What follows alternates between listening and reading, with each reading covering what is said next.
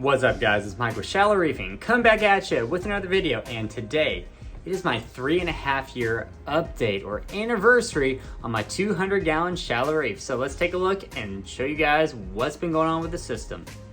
All right, so this is one of my favorite views of the tank when I'm kind of just sitting back, taking a look at everything. I love how it's been going. Haven't had, the greatest success over the past couple months, just with some of that cyano coming back, but things are getting a little bit better with the reef. As you saw in the last video, with my trace elements being off, yeah, there were some things going on in this reef tank. You can kind of see my Dragon Sulfavia looking a little pale on the edges, and this LPS core, I don't even remember what it is. It might be, it's not a blast of some sort, it might be some brain coral, I can't remember. Kind of started bleaching out, couldn't figure out what it is. I'm pretty sure it's the manganese in the reef tank has just been plummeting once I added the gonnies. And then the Goniopora, yeah, they're looking a little rough. Again, I'm equating it to my huge drop in manganese. Once I had all these gonnies in the tank, they started growing like crazy, got huge, and just started soaking up all that manganese. Also having chronically low chromium and copper in my tank, and nickel and barium. So a lot of trace elements have been just depleted significantly. Speaking of trace elements and dosing, I put 5 gallons of alkalinity and 5 gallons of calcium together, and I put a whole liter of my A elements in my alkalinity and a whole liter of my K plus elements in my calcium for the Tropic Marine program, because it was just getting depleted like crazy. And I'm also dosing, if you see the small container on the left hand side, a mixture of potassium nitrate and calcium nitrate with a hint of strontium, because I even dose strontium on top of everything and it's still low. So I've been dosing all those things together, and it's still got chronically low trace elements, which is kind of nuts. So currently I'm dosing about 185 milliliters of calcium solution a day, 175 milliliters of alkalinity solution a day, on top of 20 milliliters of my nitrate mix solution a day. On top of that, dosing about 2 liters of saturated kalkwasser a day. And my levels are staying pretty consistent with that. And also, my pond liner still hanging in there, and it's doing a wonderful job. Always recommend putting one of these Watchdog water sensors down here in case you have any spillage. All this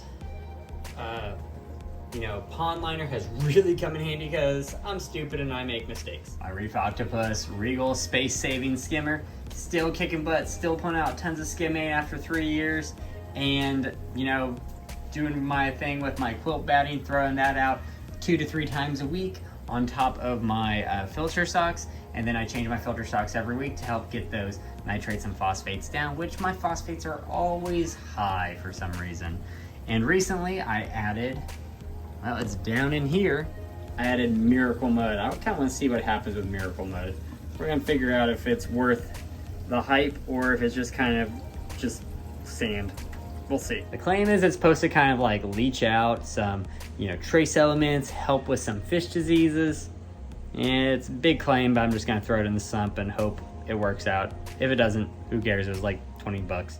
The J-Bow pump in the back left corner, still going strong. I don't even know what month or year I'm on it. I think I'm at year 2-ish. I don't know, I might make a video about it later, but let me know if you want it. The newer J-Bow is over here. It's doing really well. That's like at the 1 year mark. And my Reef Octopus here is at the 3.5 year mark. But as you guys saw, my other Reef Octopus gave up the ghost. So there's gonna be a video on a new upgrade I'm getting for the tank. Stick around for that. Super excited. My friend Wayne hooked me up on a smoking deal. I've loved my light solution on the tank.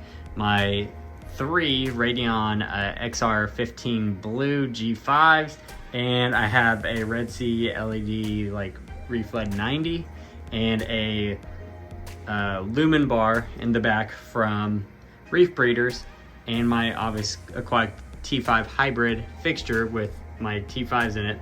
It's just been giving me great growth, great coloration. Now the fish have been doing well. Dory's looking healthier than ever and fat. That is a giant fish.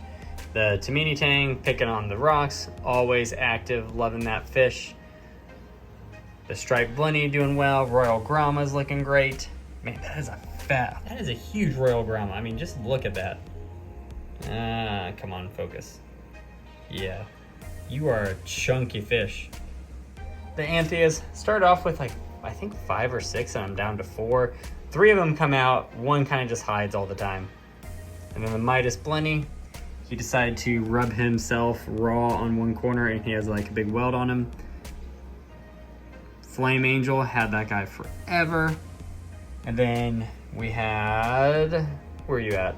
The newest edition, my Springer Eye Damsel that loves darting in and out of all the corals, which I love that behavior. Purple Tang looking solid, doing its work. And then we have the clownfish down here, Nemo and Maria. Maria's kind of buried in the sand down there, and Nemo's kind of relegated to the back corner. He's looking pretty good. He's looking happy. My old Harptail Blenny, the big guy, decided to get chewed up in a pump, so I had to get a new one. This little guy has been pretty great. I really enjoyed having him. Just missed my old one. And then my wife's Mandarin Dragonette named Mando, looking solid. He is just a husky guy. He's fat on pods. There's a yellow chorus wrasse somewhere in here, but I have no idea where this fish went. He is just MIA right now. He likes to dart in and out from below in this area in the sand. I think he makes his home in the sand bed, somewhere in this little cavern back in this corner. But yeah, really happy with the fish and how well they're doing. Right now, the main thing I want to do is kind of get a couple more fish in this tank. So I do have a quarantine set up. I'm going to try to get some more fish in here, try to increase those nitrate levels since my nitrates are chronically low, but my phosphates are chronically high. Plus, this tank really needs more fish in it. There's not very many fish in here. But what this tank needs more than anything is a pruning. These mushrooms have kind of just taken over this entire like cul-de-sac area right here. I mean, it could be worse. I mean, got giant sun-kissed bounce mushrooms growing all along the side here and down and around. I mean, could be worse problems to have, but still. They've kind of started to infiltrate other rock structures over here. Down in this area too, you can kind of see a bunch of mushrooms kind of getting over there. So it's probably time that I need to start pruning them back and doing something about it. But the one thing I worry about is if I do kind of knock back all these mushrooms, I mean, I'm gonna be putting up tons of toxins into the water column, so I'm definitely gonna have to start running a lot more carbon in my tank. I don't know, I just don't think I can get rid of these sun-kissed bounce mushrooms. They're just going bananas, like growing like gangbusters in my tank. But you can kind of see my coral is getting burned to no end with all these mushrooms. One of the things I really like that I did with the tank was give this swimming pass all the way through to the back. It allows the fish to kind of like have like a little home, a little shelter with some overhangs, with some monopore and some chalice kind of just hanging off the side. That way they can kind of get away from each other. But 3 years of growth has really made this tank completely overgrown. I have, cut back that scripts numerous times. I destroyed the Styliflora and now it's still coming back.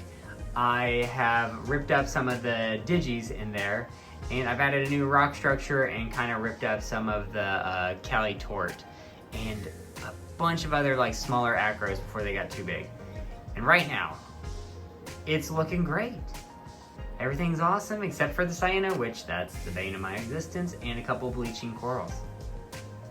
But that's because of those trace elements, and I can get those fixed real quick because I already bought the stuff for it. So I have all these trace elements over here, and then, oh yeah, I forgot, I also have this KZ product and my Reef Total ICP test I'm gonna start sending out probably in May and see how all my testing is working out. But right now, the Reef's on cruise control.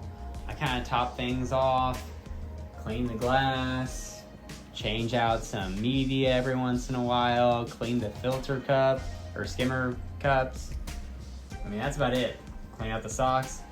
I don't really need to do anything, but I kind of need to change it up because I can kind of see if it keeps going the way it's going, these corals are going to start destroying themselves and they're going to be growing in over top of each other, and nobody wants that. So if you want to stick around for the next phase of my reefing journey, where I'm about to start taking some stuff out of the tank, upgrading a couple things, ripping out some of these mushrooms, hit that like button, give me a subscribe, give me a comment below, and let me know how you like this update. 3.5 years, and all these came from tiny frags. And it's amazing that I've ripped out tons of coral, and there's still a bunch of coral left in here. So guys, as always, I will see you next time.